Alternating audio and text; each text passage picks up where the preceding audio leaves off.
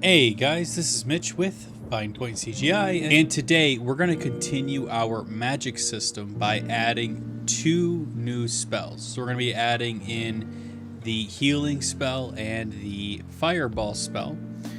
And we are also going to be going and adding in a new interface item that allows us to see which spell we have equipped. We're going to be doing a lot of refactoring and a lot of changing to the magic system to kind of make it a little bit more robust. So that's what I have in store for you guys today. So let's go ahead and get started. So the first thing that we're going to do is we're going to do a little bit of refactoring here. So if we go into Visual Studio Code and we go to our ice knife and we scroll up and we look at our spell, we have a resource path here. So let's go ahead and export that out and let's make that public. Awesome. So now that we have this public, let's go over to our magic controller and we can go ahead and come in here and go public list of packed scenes. And you'll see that list doesn't exist. So we need to come up here and say using system.collections.generic. And we will say list scene available spells, we'll say, is equal to a new list pack scene. And that's going to allow us to have a list of available spells. So what we can do from here is we can just say ice knife is equal to a new ice knife. And then we can say AV spells dot add our ice knife. So we'll say resource loader dot load, and then our ice knife dot resource path, and I think it's actually lowercase r, which I'm not a fan of, so we'll go ahead and just get capital R, and we'll change this to a capital R. There we go. And that will give us our resource path, and we can say as packed scene. And that way, we can just load our stuff through here, or if we have some kind of JSON file or something like that, we could pull it from there and just load in all of our different spells from there. Now, in this case, we're going to do it through code because it's going to require us to go ahead and, expand upon our saving and loading system, which we don't have yet. So we'll have to do that in the future. But now that we have it like this, we don't need this anymore. And we can set our equipped spell equal to available spells 0. So that way, just by default, we have a spell equipped. And from here, adding spells is pretty simple, right? We can just add it up here, load it into this little object here, and then we can just kind of cycle through our spells through here. So now we need a way to switch our spells. So what I'm going to do is I'm going to go into project settings. I'm going to add in switch spell, and I'll just go ahead and use lowercase underscore lowercase switch spell, and we'll go ahead and make that the Z key. And now what this is going to do is it's going to allow us to increment our spell by 1 until we get to whatever spell we want. So we'll go to our spell manager. So if we head back over here, we can come up here and we can say public void cycle spell. And what we'll do is we will say if our available spells dot count is not greater than our current count, then equip spell is equal to AV spells current count. And I know that we don't have this integer yet, but we'll go ahead and get it. We will go ahead and let's go ahead and add this first. Let's go ahead and add in a private count here, and we will say current count plus equals 1. If spell count is greater than current count or is less than current count, then current count is equal to 0, and then we will go ahead and create our current count. That should actually handle this. And this probably won't work because we start from base 0. So we're going to need to -1 that. So that way it takes the count -1. So that way it says, you know, if there's one item in here, then it's 0, right? If it's 2, then it's 1, right? Because the index of C# is base 0. So we need to make sure that we -1 so that it works, right? So from here, we can now cycle our spells, right? So we got to go over to our player controller and say, hey, if we scroll down, if input dot is action just pressed, cycle underscore spells, then, and I believe that's what we called it. Let's make sure we're correct here so we don't make that mistake. Switch spells, not cycle spells. It's switch spell. Then we are going to go ahead and switch our spells. We're going to say game manager dot magic controller dot cycle spell, and that will go ahead and allow us to cycle our spells. So now if we run into our thing, let's see what happens. Let's see if this actually works, because we haven't tested any of this. Well, we've got a crash, which is always a good sign. So let's see what that is. Index out of range. So that's good news. Let's see what's going on. Go to our magic, cycle spells, current count if is less than current count.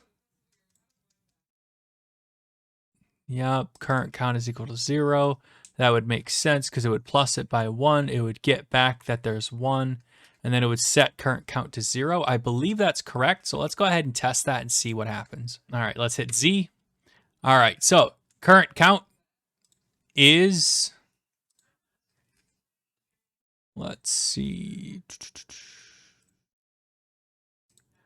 non-public members. Current count is 0. So it pluses it by 1. Current count is now 1. Average spell dot count is -1. Current, okay, so 0. And then AV spell current count is 0. AV spell, let's see. AV spell has 0 things in it, according to this. No, it's got 1 thing in it. So that should be okay, but it's not. Parameter name index, AV spells, list of pack scene, AV spell is 0. Dot add, yep. And our pack scene does have count is 0. Why do you say you have 1? And I'm adding 1 here. Is my ice knife? I think I know what's going on. Let me go over to my ice knife. Yep, our resource path is null. That's what's going on. So we need to go ahead and set that up. So it is res:// right? It is spells / ice knife.tscn.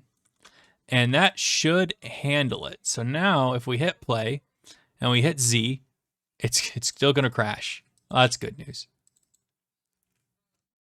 Index is still out of range. Let's see. We'll put a breakpoint here. Let's run it and let's see what this does. Oh, it's not going to run my ready because it's not in the scene. That would make sense. Yep, that makes sense. So instead, we're going to have to make a constructor. So let's go ahead and do that. So what we're going to do is we'll take over our override here and just say public magic controller, and we will pass in nothing. We don't need anything to construct this. Now, the difference between a constructor and a ready is a constructor happens whenever the class gets constructed. The ready happens when it gets instanced into the scene. So that's my mistake. If we just do magic controller on constructor, it should handle it from now on. So if we come in here, and it says, hey, resource file not found, res dot. So let's see. Res dot, error loading resource empty. So let me see if, good news is we have it working. Bad news is our resource loader is not taking the resource path. My guess is because it's not instanced in the scene, which would be this. So since we're not directly referencing the resource, that's going to cause a problem. So instead, what we're going to need to do is we will need to have our resource path here. So let's just say public string resource path is equal to quote, and we will make it equal to that. There we go. And that'll just go ahead and handle that. Now we need to go ahead and we need to use the new keyword. So public new string, and that will handle that little error there. And I'm going to go into spell. I'm actually going to pull this out. It's no longer needed. So we will take that. And actually, now that I have that, I don't need the new. I don't know why I did that. All right. So now that we've done that, let's try it now. And let's see if that works. There we go. If we hit Z, nothing happens. If we hit X, it fires our spell, which is exactly what we wanted. So perfect. So why did we go through all of this trouble, right? This just seems like an extra amount of work for no reason, right? Well, the reason why is because A, we want our magic controller to load our spells here, right? And we want it to add it into our available spells, which makes sense. We don't want to have to say it up here. We could just say it down here instead. That way it's a little bit more malleable if we want to add multiple different spells. So with that being said, let's go ahead and create another spell. So that way we can kind of show off, what another spell would look like.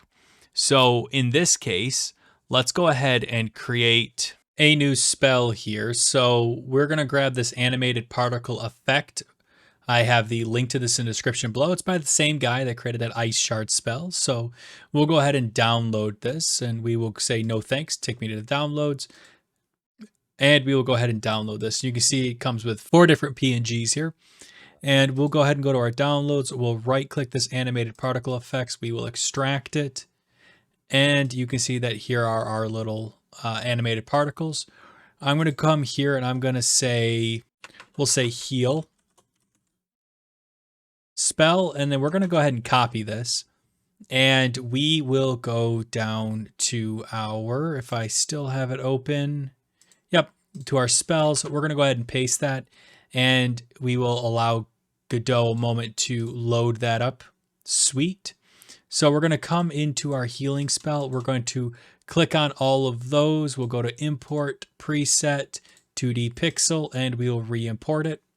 And that'll just give us our high detailed pixel art, if that makes sense. So now that we have that, let's go ahead and just duplicate our ice knife scene. So we'll go into our spells. We will go to our ice knife scene. We're going to control duplicate it and we will call it healing spell. And we will go ahead and open that up real quick. And we're going to come down here. And the beauty of this is we can just go ahead and rename this as healing spell. And we can just detach our script and we can go ahead and add in a new script here. So right click attach script. Let's just call it healing spell.cs. And that's fine. It did put it in a bad spot than where I wanted it, but that's okay. We'll figure that out in a minute.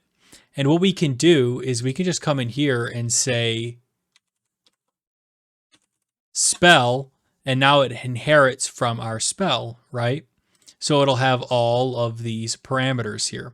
Now we do need to have our cast spell, our load resource path, and our setup. So we can just go ahead and come in here and we can say public override void setup. And we can make that a Boolean and call it, like we did last time, face direction. We can pass that in. And you can see how it just kind of takes it, right? Just like we saw before. Now we also need to implement our load resource path and our cast spell. So what I'm going to do is I'm just going to go into Ice Knife. I'm going to come down here and I'm just going to grab my load resource and cast spell.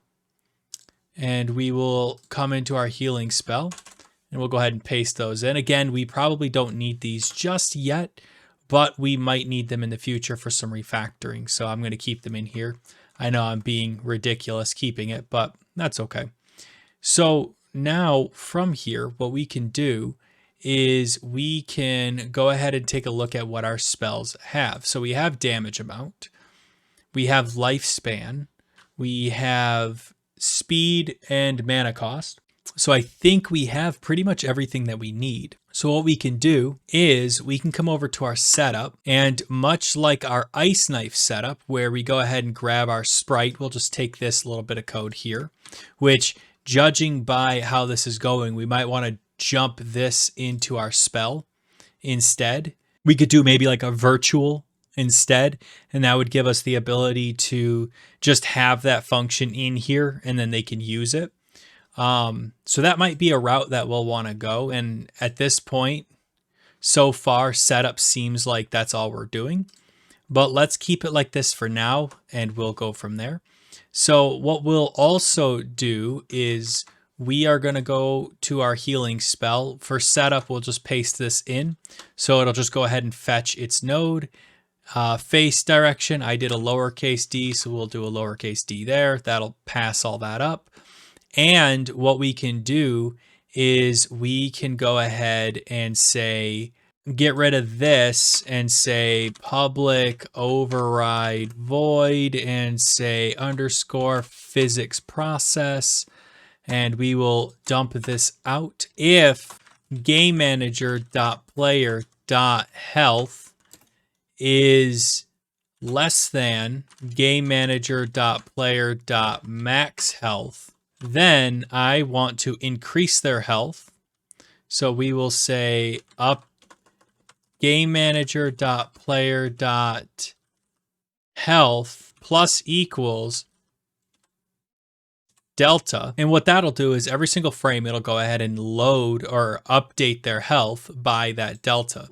And what we can do is we can actually multiply this by our damage amount, I think it is. And we should probably put this as strength or something. This is probably a bad name, but we'll go ahead and call it damage amount.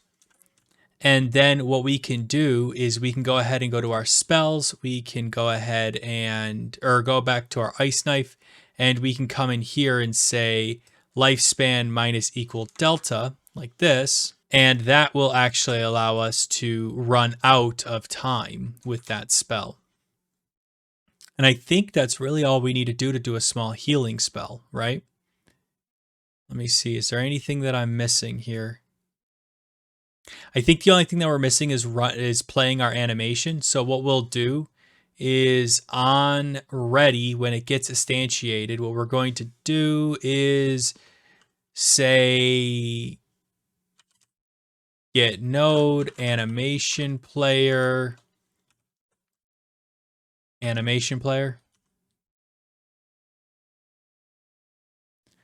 dot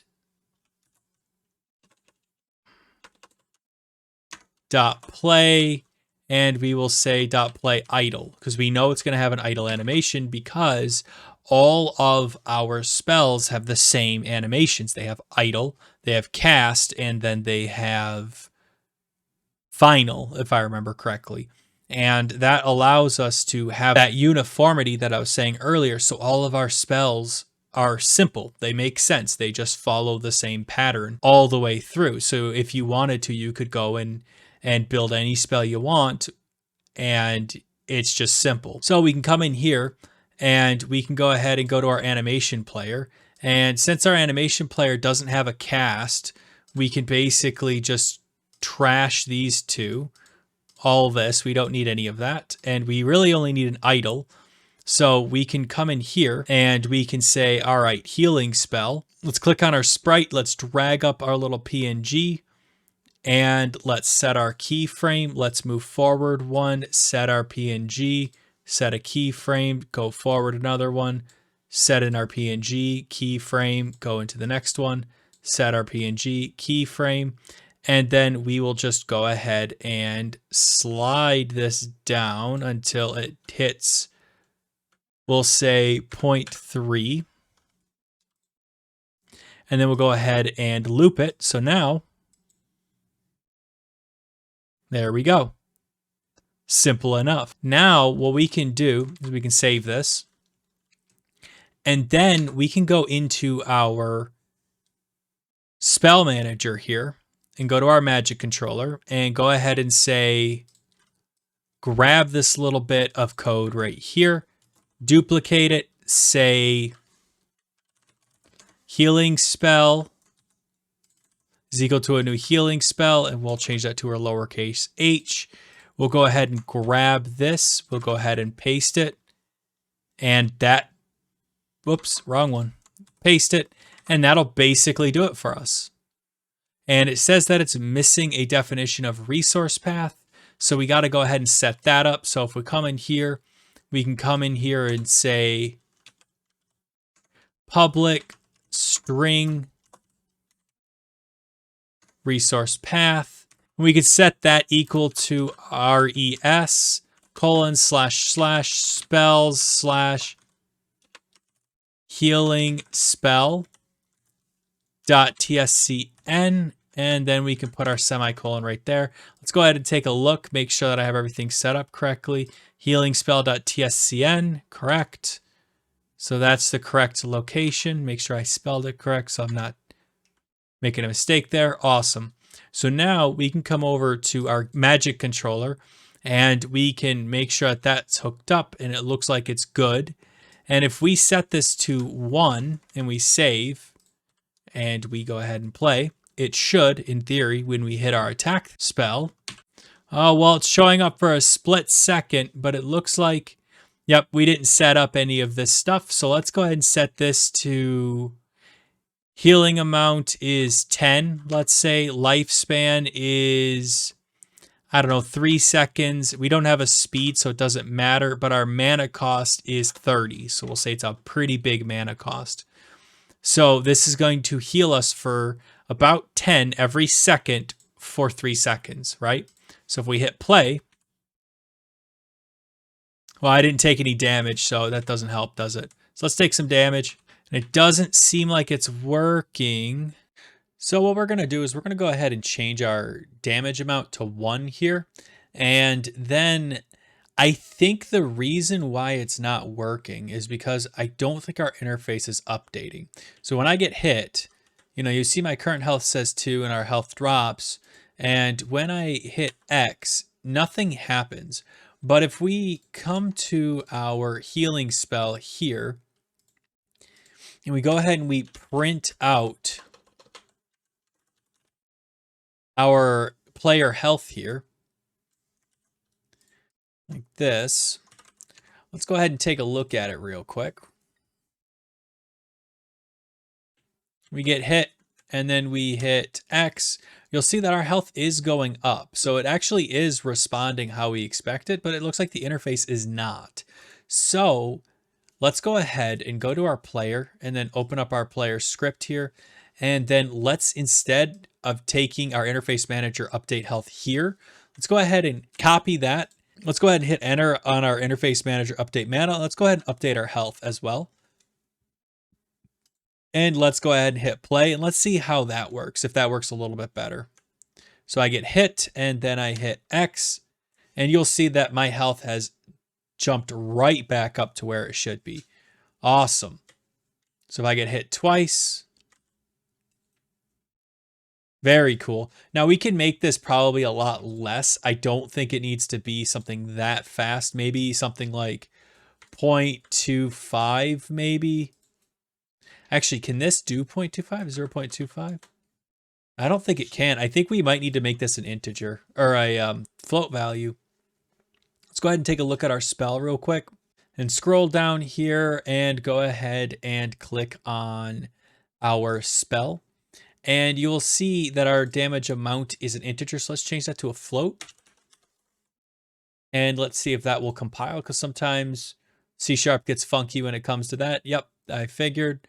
So we'll come over here and our slime take damage requires an integer. So let's go ahead and go to our slime and change that real quick. All right, we'll change this to a float and we'll have to change its health as well to a float, because once you start messing with this, you're gonna need to mess all the way down the line to get everything to be happy. And then we're gonna go back to our healing spell, click on our healing spell and change our damage amount to like 0.25. Let's go ahead and hit play. and I clicked on the wrong scene, so it's probably going to crash. So go ahead and click on the correct scene. And then let's get hit, and then let's hit X, and you'll see our health goes up quite a bit slower. So we could definitely make it, however we would like. But I think that's reasonable for what we're trying to do. Awesome. So the next major thing I'd like to do with this spell is I want to make it so that since the user's dropping it down and they're kind of running around, right? So if I run this scene here and I drop the spell down, you'll see that I kind of can run around, right? And it doesn't follow the player. Well, that's okay because I don't really want it to follow the player, but I would like it to have an active area of effect, right? So how can we do that? Well, what we can do is we can go ahead and right click, add in a child node, add in an area 2D, and then we need to add in a collision. So we'll type in a collision shape here, and then we'll go ahead and make that collision shape a circle 2D. Now, it depends on how big you want this circle to be, but this will be your area of effect. So however large you make this is how far away the user can be and still get the effects of the heal. So because I want our game mechanics to kind of force the user's hand, if they want to heal, they're going to need to stay put, right? I don't want them to run around or anything like that. So what we'll do is we'll have it probably about this big, give or take. So it gives them a little bit of movement to dodge, but that's it. So I want to right click on my body entered and connect it, because when the user jumps into the area, I need to be able to know. So if the character left and then came back, it would be able to re-pick up where it left off. So we'll go ahead and connect this, and make sure you copy this and connect it. And then go ahead and go public void on area 2D body to enter. And it's going to pass an object body. And then we'll go ahead and do that. And we will do the same thing, but for on body exit. So let's go ahead and go over here, click on our area 2D, on body exit, make sure we copy this, connect it, and go public void on area 2D body exit. And we're going to say object body. And then we can go ahead and use this to determine if the player should get health. So on body enter, if body is player controller, then we need to go ahead and allow the player to be healed. So we'll go ahead and come up here, and we need to create a Boolean, right? So we need to determine if the player's in the area or not. So that's usually when we would use a Boolean, right? So public bool player in area. And then we'll scroll down here, and then we'll say, okay, so they've entered, so player in area is equal to true. And then on exit, same thing. So if the body is the player controller, then we want that to be set to false. There we are. And now we can come up to our physics process and say, hey, if player in area, then I want to go ahead and heal that said player. So we'll go ahead and grab all this. And there we go. So that should allow us to have an area of effect. So let's go ahead and test this and see how this works. And we can go from there. All right, so we drop it, or we get hit. We drop it down. We are being healed. We walk out, walk back. And you can see now we have an area of effect. So it requires the player to stay still if they want to be healed. You can see how it kind of leaves as they walk away. Perfect. That's exactly what we wanted. So for our next spell, let's go ahead and create a fireball. I know it's very close to the ice knife spell, but it's going to be slightly different in how it's handled. So what we're going to do is we're going to go ahead and download this asset pack from NYKNCK. And I'm going to go ahead and click download. And I can say, no, thanks. Just take me to the download. And this guy has a really cool effect. We're actually been using almost all of his work at this point. So we'll go ahead and extract it and extract it. And you can see here's all of our frames. So we'll go ahead and grab Fireball 111 here. That's just this entire folder. And then let's jump back into Godot here. And then let's go ahead and right click on our spells, open in File Manager. And then let's go ahead and paste that fireball in here, and we'll click. It's going to go ahead and load all those assets. And then we're going to need to select all of these assets and go ahead and re-import them as a 2D pixel. And we'll go ahead and re-import this. And that's going to go ahead and clean those up and make them look nice. Now, one of the cool things about this system is that we can just go ahead and take our ice knife here. We'll just go ahead and duplicate it, and we will call it fireball, right? So now we have this fireball scene right here. So what we can do is we can double click on our fireball scene, and you'll see that we have our little ice knife, right? And we can go to our animation player, and you'll see here's all the different things where we're casting it. So we're going to have to go in and readjust all of these, right? Much like we did before. So what we can do is we can go ahead and change this to fireball. And we're going to need to disconnect this, and we're going to need to reset up our textures, so we can do that real quick. It's going to take some time, unfortunately.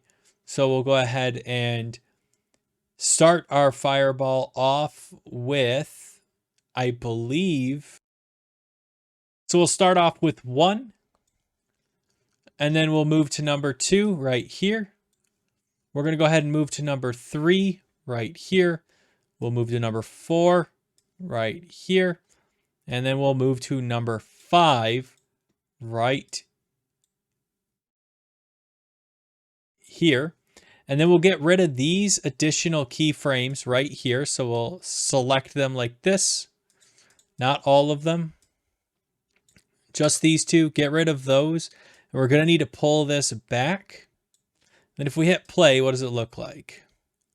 With a looping play, preferably. There we go. And let's see what that looks like. All right, so I don't think I need to do a position X or position Y. I think it does that automatically. But I think that's going to work for us. So that's going to be the first phase of a cast, right? And then the second is going to be our idle, much like we did before, where the fireball is in motion. So let's go ahead and set this part up as well. So we'll come in here, we'll click on the first one and change it.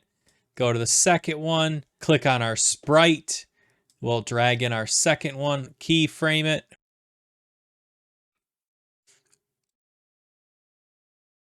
Then we'll move to our third one. We'll go ahead and click on it, keyframe it.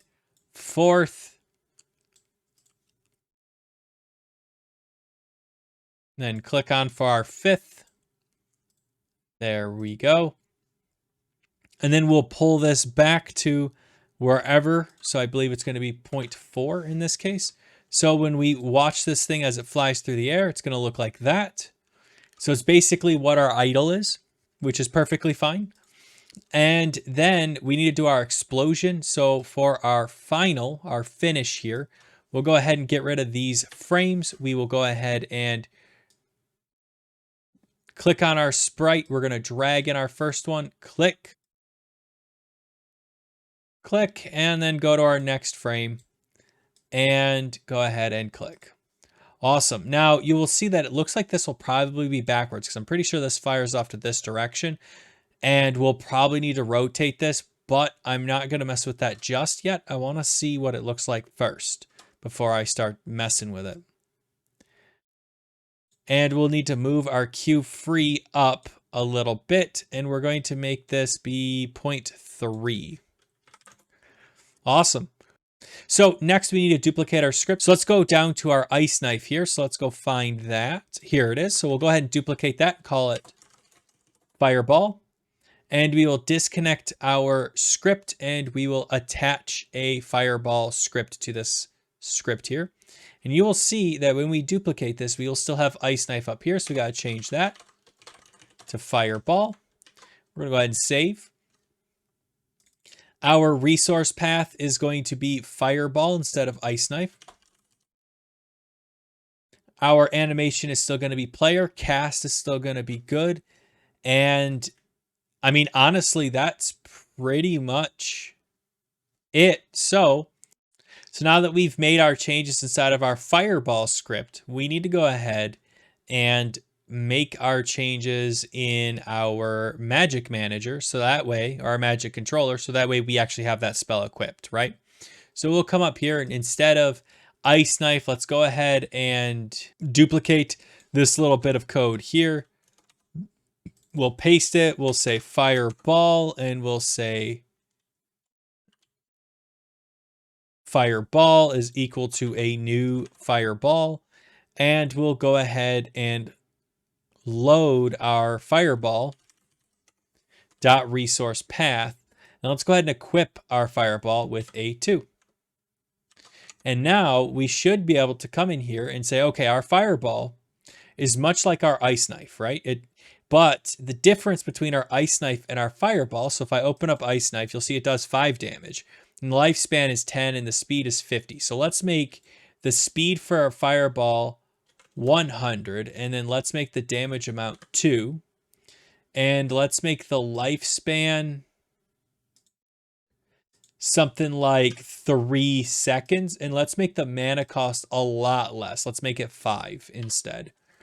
All right, so now if we did everything correctly, we should be able to cast our Fireball immediately on startup, and it should be good to go. All right, not too shabby. It did what we expected. You'll see that the Fireball did explode in the correct direction, I think. Yeah, it looks like it did, so that's cool. It is exploding when the player jumps into it, so that's not good, but at least we have something. So let's take a look at that. So the reason why our Fireball wasn't moving was because our able to move is actually set to off. So we need to go ahead and set this on. And now if we go ahead and play this and we fire our Fireball off, there you go. You can see that he's now flying into the air, which is perfect. That's exactly what we wanted. Awesome. Cool. So there we go. And that kind of shows you the power of our system. If I wanted to do any other kind of spells, I literally can just duplicate my code, duplicate my base class here, and then kind of expand upon it for each individual spell. If I wanted to offer a more powerful version of the spell, I really can just duplicate it, and then there we go. I have all the code I need that's already set up, and it's set up in a way that is easily scalable for multiple systems as well. So the next major thing that we're going to do is we're going to go through the process of making it so that when you switch out your spell, it actually, changes your upper right hand corner image to a spell. So we're going to add that to our interface manager and kind of go through that process. So I'm going to go down here to my interface manager, and I am going to come down to my main interface here, and you'll see this big block here where we have our health bar and our mana bar. And I'm going to go ahead and right click, add in a child node, and I am going to go ahead and add in a panel here. And a panel is basically just a black or whatever color you want it to be box here. And I'm just going to make it nice and square, and we'll make it about, I don't know, about that big, give or take. And I'm going to drag these guys out to about here. And then I'm going to right click my panel. I'm going to add in a child node, and I'm going to go ahead and add in a texture rect here. And we're going to make that full rect here. All right. Now I'm going to go ahead and double click panel, and I'm going to rename it to Magic Spell Panel. And then I'm going to go ahead and click on my texture rect, and I'm going to call it Magic Spell Texture. And then I'm going to go ahead and I am going to open up my interface manager here. And I'm going to come down here and we're going to add a new function. Now this function is going to set our texture of our texture rect here. So we'll go ahead and say public static void, which means it'll be globally accessible as long as I type in interface manager dot, I can access this. Set spell sprite, and I'm going to pass in a texture. And it's going to be called spell image. And now I need to go ahead and get a reference to my spell texture. So what I'm going to do is I'm going to come up here and I'm going to create a reference up here. So we're going to say public static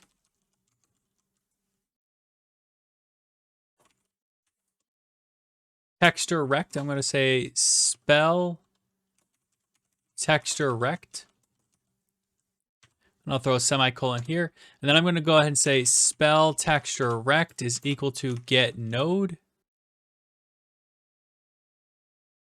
quote.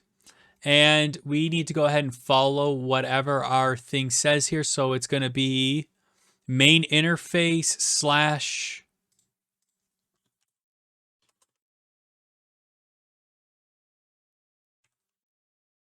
magic spell panel slash, oh, I said mage here, so let's change that to magic. There we are. Slash magic spell texture. That's going to pull back our magic spell texture. And then what I'm going to do is I'm going to come down here and I'm going to go ahead and say spell texture rect dot texture is equal to spell image. And that's just going to go ahead and set up my ability to change my texture at will, if that makes sense. So now I'm going to go ahead and Control S this. And I'm going to go ahead and adjust my spell manager so that way we can get our image to show up. So what we're going to do is when we hit the Z key and we change our spell, so what this is going to do is it's going to allow us to update our spell texture. So what's going to happen is our magic controller is going to go out and say, hey, interface manager, they've switched their spell, so I need you to update it with this image, basically. So what we're going to do is we're going to go to our magic controller here, and we're going to come down here, and when we do our cycle spell, we're going to need to make an adjustment to this, so that way we can actually go ahead and show our spell. Now, the problem is we could go ahead and just say, hey, get a texture, load a texture, and then send it, right? But we can't do that right offhand. And the reason why we can't do that is A, we don't have reference to our spells, and B, we don't have reference to our texture. So what we got to do is we got to go into each one of these spells and add that in. But we don't want to do it on each individual one, right? We just want to do it on one of them and then have it work, right? So what we can do is we can go into our spell, and then we can come down here and say, hey, public string interface texture path. And we'll take this and we'll move this up here like that. There we go.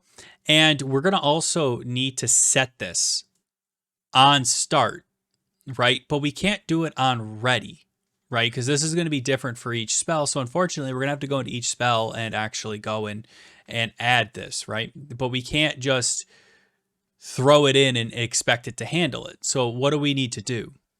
Well, we can't just take over ready, because if we take over ready, what it's going to do is it's not going to populate that value until the object is instanced. And since we want to change that value, even if the object isn't instanced, we can't do that. So what can we do? Well, we can do what's called a constructor, okay? And a constructor is something new that I haven't quite explained yet. So if you're new to C#, you're going to go, what? I don't understand. But basically, a constructor is something that happens when you construct the class. Okay, so when you create this class and make it exist, it'll run this little bit of code. So what we'll do is we will say public fireball, and we will go ahead and do that. And this will create a constructor, and a constructor allows us just to go ahead and run this when the fireball gets instanced in code. Now when it gets instanced in the scene. So we're going to use this to set our target texture path. So we'll go back to our spell and we have this interface texture path. So we'll grab that is equal to quote res colon / and then we'll go ahead and use it from here. So what we can do is we can say res / I believe it's fireball. Okay, so we'll say res / spells / fireball _ v _1_1. And that should actually do it for us. Now, if we want to, we could actually have this load our resource as well if we want. So we could actually come back into our spell, come in here and say public texture, and say interface texture. And then when we come back to our fireball, we can go ahead and say interface texture is equal to resource loader dot load. And we'll go ahead and pass in our interface texture path here. So we'll pass this in. And then we'll say as texture. And that's going to go ahead and cast this as a texture.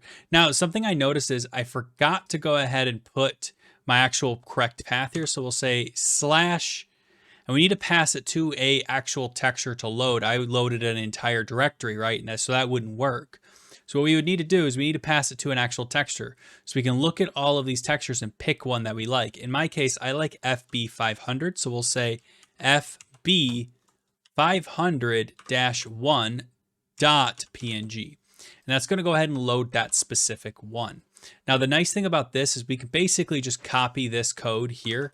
And I always hate copying and pasting code, but this is probably the easiest way to go about this. So what we can do is we can go ahead and go to our ice knife and do the exact same thing. So we'll go to our ice spell here. So we will go to ice knife. We will go ahead and create our constructor class, our constructor here. So we'll say public ice knife, and we'll go ahead and pass in those guys. And we will go ahead and say it's located in spells slash ice shard, in this case, ice underscore shard slash, and in our case, I want to use, I think, number 7. I think number 7 would probably look the best. So we'll go ahead and pull this and say I5050-7.png, and that will handle that. And I forgot my little parentheses there, so that should fix that. And we're going to go ahead and do the same thing with our healing spell. So if we come to our healing spell.cs and we scroll to the top, we hit enter, public healing spell, and we go ahead and paste in our healing spell here. And then we go ahead and find it. So it's under healing spell, and it looks like it's 1, 2, 3, and 4. So we'll go ahead and just say spells, heal spell, and we'll just pass in 1, I think will be good. Awesome. So now that we have that, our interface should be able to load that data in. But now we have to tell it to load that data in, right? We have to tell it to update it and things like that. So we can do that inside of our spell manager, right? So we're going to go over to our magic controller, and we will come down here to cycle spells, and we're going to need to set this up so that it can pull the newer version of that spell. But we're going to run into a slight problem. And the reason why is because if you scroll up here, you'll notice that we are loading in our resource as packed scenes. We are not loading in our spells. So that's a problem. So we have two options. We can either duplicate our list of packed scenes and make them into a list of spells and then just keep that index the same. Or we can go ahead and make the packed scene as part of our spells and then load our spell into our spells and then translate our packed scene to our spells instead. Now that's the route I'm going to go, because I think that's probably a better route. So what I'm going to do is I'm going to change this to spell. And I'm also going to change this to spell. And I'm going to change this one to spell as well. And then what I'm going to do is I'm going to go into spell. And I am going to come down here and I'm going to say public packed scene. And we'll just call it spell scene. Okay.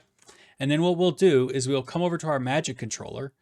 And instead of doing this whole nonsense here, what we could do is instead we can say ice knife dot spell scene is equal to resource loader dot load this as a packed scene. And that'll basically handle it for us, right? So next, we'll just go ahead and move down the line. So we'll say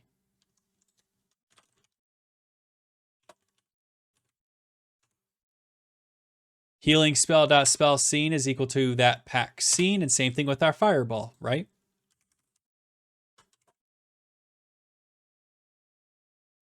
And then we'll go ahead and get rid of this, and then we'll go ahead and get rid of this. And that'll basically smooth out our stuff a little bit. Now, we also need to go ahead and hook up our spell, right? Our AV spells, right? And we need to hook up our equip spell, right? So that it's all set up. So what we can do is we can just come in here and say Ice Knife AV spells dot add, and we can just pass in our Ice Knife. And that should basically allow us to pass that in. And then we're basically just going to do the same thing. So we're going to go ahead and say AV spells.add and AV spells.add. And we'll go ahead and pass in our fireball and our healing spell, just like that. And there we go. And everything else, for the most part, should work, except for right here. So instead of equipped spell.instance, we can just say equipped spell.spell scene.instance, and that'll handle that. And outside of that, everything else should work pretty much the same. So now what we can do is we can go ahead and go down to our cycle spell and update our interface, because we had to make a few of those adjustments to help make our system a little bit more flexible. So what we're going to do is we will go ahead and say, all right, interface manager dot set spell sprite to our currently equipped spell dot texture interface texture. And that should go ahead and change it and change our interface texture. Simple enough, right? So what we can do is we can go ahead and test this and see how it plays. So let's go ahead and hit play. And we have a build error, so that's always good news. Cannot implicitly convert type Godot node to texture rect. Let's double click on that. And it looks like we forgot our as texture rect. That's my fault, so we'll go ahead and do that. We'll go ahead and hit play. Awesome, and we'll hit Z. And you'll see that we get our texture right here. Right? Perfect, that's what we want, right? We can see our fireball, we can see our ice knife. So it looks like everything's working, kind of. Not fully, but it is working. So that's cool. We can actually run through our stuff. Now you'll notice one thing. When we first start the project, we don't have a spell equipped, and that's a problem, right? You can't see a spell, or else you would have seen something like this, right? So what we need to do is we need to come here, and on start, once we assign our spells and we do everything, we need to go ahead and update our interface. So if we come down here, grab our interface manager and go ahead and paste it, that'll go ahead and set that up. So now when we hit play, you'll see that it just already loads the spell that we have equipped. So we can throw fireballs and it shows that we're having fireballs. Now, the other major elephant in the room, and I mean elephant because it's so large, is the actual size of our spell, right? We don't want it this big. So what can we do? Well, we can come down to our texture rect here, and we can go ahead and say expand. And what expand's going to do is it's going to keep it within the bounds of this object. So it'll force it to stay in that bounds. Honestly, that probably should be auto checked, to be honest, but it's very useful. So if we go ahead and hit play, you'll see now it's right here. And if we hit Z and switch our spell to like a healing spell and I hit it, you'll see we have a healing spell and we have a healing spell up here. If I hit Z again, now I have a fireball. If I hit Z again, now I have an ice knife. Perfect. It seems like everything's working the way we want, right? We can cast spells, we can do damage, we can damage enemies. So if I fire a fireball, you can see I killed my little guy, which is awesome.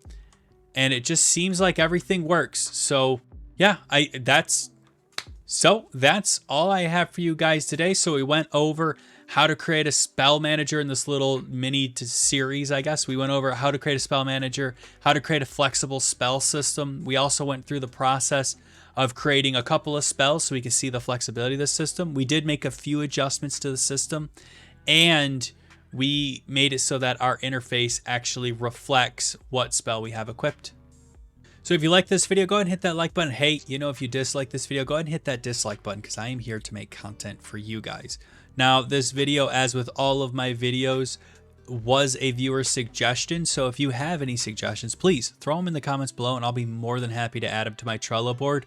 Link is in the description for that if you want to see some upcoming tutorials. And hey, if you have any questions or comments about this tutorial, throw them in the comments below. I'll be more than happy to help you out or, talk to you about whatever you'd like to talk about. But that is all I have for you guys today. So thank you so much again for watching, and I will see you all next time.